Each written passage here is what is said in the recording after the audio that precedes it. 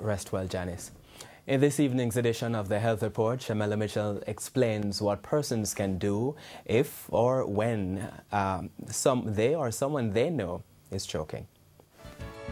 Health Report. In 2015, choking was listed as the most common cause of accidental deaths worldwide. Consultant ear, nose and throat surgeon Dr. Merton Smith says hot dogs, grapes, nuts and candies are often the main objects that would choke individuals. This, Dr. Smith says, can cause numerous complications that can even be fatal. But Dr. Smith says choking can be prevented. And the universal sign of choking, as you know, is when somebody is clutching the throat and trying to cough. If there's partial obstruction and the patient is coughing, then that patient, we have time in order to get them to a hospital. Those patients, we encourage you to leave them alone and have them continue to cough. However, if a patient has total obstruction, meaning they are unable to speak and cough, then first aid measures need to be applied.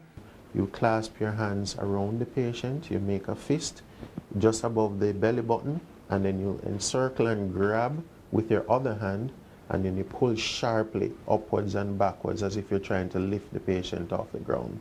And the aim is to use the air that is in the lungs to push the foreign body out. However, the first aid measure for adults would be different for children less than 1 year old. You often have to do what we call back slaps, where you have them on your palm, face down, and you slap them hard between the collarbone 5 times. And if that doesn't work, you can turn them over and try to do abdominal thrust with the heel of your hand, again above between the belly button and where the ribs end, and you try to get the foreign body out.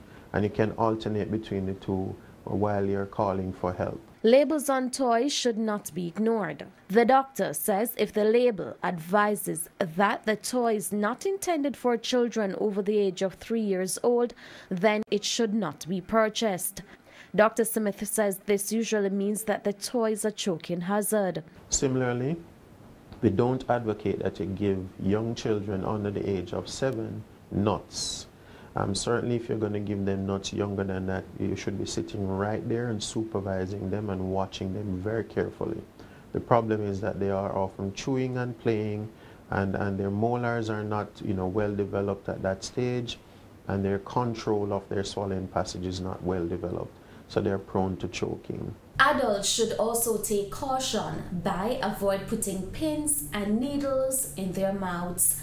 With your Health Report, I'm Shamela Mitchell wishing you good health. Health Report.